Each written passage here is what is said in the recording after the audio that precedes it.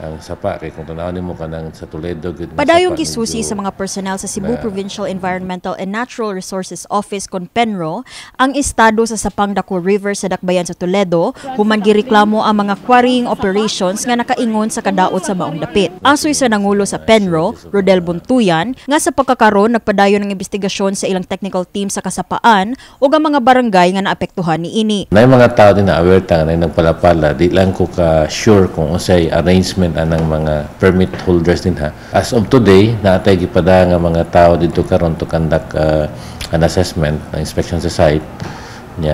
Hopefully may lang panahon dito para makakuha ta og drone shots. Kinumduman nga gitutukan ang maong issue sa Kapitolyo subay sa pagprotesta sa pipila ka mga miyembro sa Sapang Dako River Stakeholders Associations Incorporated ug ubang kaalyado nga mga grupo niini. Gani, nakugang ang maong grupo nga personal sila nga giatubang ni Cebu Provincial Governor Pamela Baricuatro ato sa ilang protesta. Sige, namin nangandoy anak mo. Sa una wala gid mi gitagad. Sige na. Dayong dawat ni Baricuatro sa ilang 7-page petition. Mipasalig ang gobernador nga ipasusi ang quarrying activities ug aksyonan ang uban pa nilang kabalaka. Quarrying, over-quarrying yun kayo dito. Lawom na kuno kaayo ang ilang river, nanay na nga lumos, wala sila bridge, ilang livelihood affected na. No? So, uban dito nga naghila kay for years they have been asking the provincial government to look into this and help them. So, ang ako lang gidawat ako ilahang katong mga notes nila. No, we will have to review and look into it. Ato ni ipa-investigar. Apan mitugan ang grupo sa Provincial Legal Office nga dunay mga small-time sand extractors o gadunay higayon nga malambigit sila sa illegal nga operasyon alang sa ilang pagpanginabuhi. They had confessed to me and to the governor kung yun sila, yan ang naka-engage yun sila on illegal quarrying kay palapala ram na ila. Di man na kay katug yung mga dagko nga kuan, mga heavy equipment. Na-involve sila sa illegal quarrying tungod kay panginabuhi lagi na nila.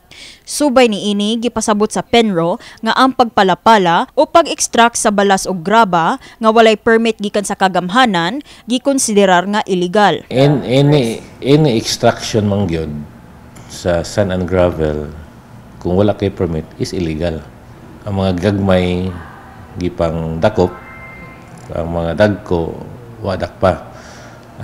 Di ko ka definitely tubag pero ang akong yung understanding kasagaran man gud nga kini man nagpalapala ang tigkumpra din ang mga gagmay mga multicab, mga elf. Nahog na sa tug illegal kay di mo gito mao gyud ang quarry area sa quarry permit ato mga negosyante. Agig pagsulbad sa suliran og dili pag-apiki sa mao mga individual, sugyot sa Kapitolyo mao ang pag-umol og co-op, organisasyon nga idumala sa mga residente ug hatagan sila og alternative livelihood.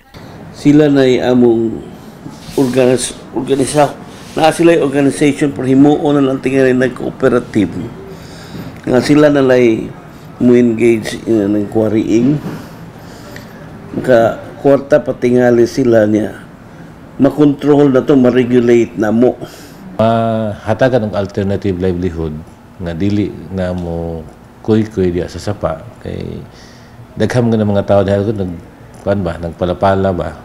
Gawa sa quarrying operation, gihingusgan sab sa maong grupo nga matagad sa Kapitolyo ang uban pang issue sa masanalangan nga kaso sa agrarian reform sa mga mag-uuma ug mga problema nga nasinati sa mga mananagat, kababainhan ug uban pa. Gipaabot nga sunod semana makadawat na ang Penro og pasiunang report gikan silang technical team. Sa Oktubre 20, gitakdang magtigom ang Provincial Mining Regulatory Board aron tukion ang mga gipadangat nga issue kauban ang mga miprotesta.